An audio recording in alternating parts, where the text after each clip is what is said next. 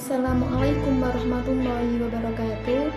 Saya Yunita Rohma dari Fakultas Kesehatan Universitas Muhammadiyah Lamongan, kelas 2A Prodi S1 Keperawatan. Saya di sini akan menjelaskan tentang anatomi organ dan jaringan pada manusia. Anatomi adalah cabang dari biologi yang berhubungan dengan struktur dan organisasi dari makhluk hidup. Terdapat juga anatomi hewan yaitu zootomi dan anatomi tumbuhan yaitu fitotomi. Adapun dengan organ yaitu kumpulan bermacam-macam jaringan yang menjadi satu dan mempunyai fungsi khusus.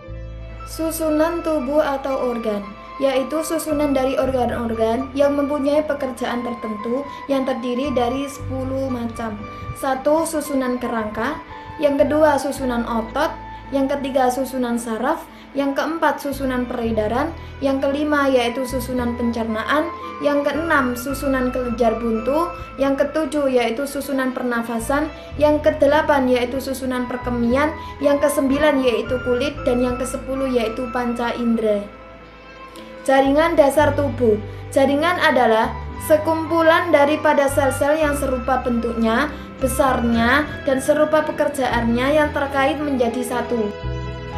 Macam-macam jaringan itu ada 5 macam. Yang pertama jaringan penutup, yang kedua jaringan penunjang, yang ketiga jaringan otot, yang keempat jaringan saraf, yang kelima jaringan cairan. Adapun jaringan penutup itu ada 2 macam. Yang pertama jaringan penutup epitel dan yang kedua jaringan penutup endotel. Adapun jaringan penunjang itu juga ada 3 macam. Yang pertama jaringan penunjang ikat, yang kedua jaringan penunjang rawan, yang ketiga jaringan penunjang tulang. Adapun ini pengertian dari jaringan penutup adalah tubuh bagian luar dan tubuh bagian dalam yang terdiri dari jaringan epitel dan jaringan endotel. Adapun jaringan epitel adalah jaringan penutup yang menutupi tubuh atau permukaan tubuh bagian luar dan bagian dalam yang berhubungan dengan udara. Adapun jaringan endotel adalah jaringan penutup yang menutupi tubuh bagian dalam yang tidak berhubungan dengan udara. Yang kedua yaitu jaringan penunjang. Jaringan penunjang adalah sekumpulan sel khusus yang serupa bentuknya, besarnya, pekerjaannya, yang berfungsi menunjang dengan menyongkok berbagai susunan tubuh yang ada di sekitarnya. Jaringan penunjang itu dibagi menjadi 3 macam. Yang pertama, jaringan ikat adalah jaringan yang antara sel-selnya terdapat banyak zat intraseluler yang terdiri dari serabut-serabut kenyal dan serabut kolagen. Yang kedua yaitu jaringan rawan. Jaringan rawan adalah jaringan yang mempunyai lubang-lubang kecil di dalamnya. Banyak yang terdapat sel-sel rawan sifatnya lebih padat dan lebih kuat dari jaringan lainnya, elastis dan mudah diperbengkokkan. Ini adalah lanjutan dari jaringan penunjang tadi. Jaringan penunjang tadi kan ada 3. Yang pertama jaringan ikat dan sudah dijelaskan, dan yang kedua yaitu jaringan rawan dan sudah dijelaskan. Yang ketiga yaitu jaringan tulang. Jaringan tulang adalah jaringan ikat yang keras dan zat-zatnya intraselulernya keras, terutama mengandung banyak mineral dan mengandung zat perekat dan zat kapur. Adapun jaringan tulang mempunyai fungsi sebagai berikut. Yang pertama yaitu menjaga berdirinya tubuh, yang kedua membentuk rongga untuk menyimpan organ-organ yang halus, yang ketiga yaitu membentuk persendian, yang keempat yaitu sebagai tempat melekatnya ligamen-ligamen dan otot-otot dalam tubuh. Selanjutnya yaitu jaringan otot.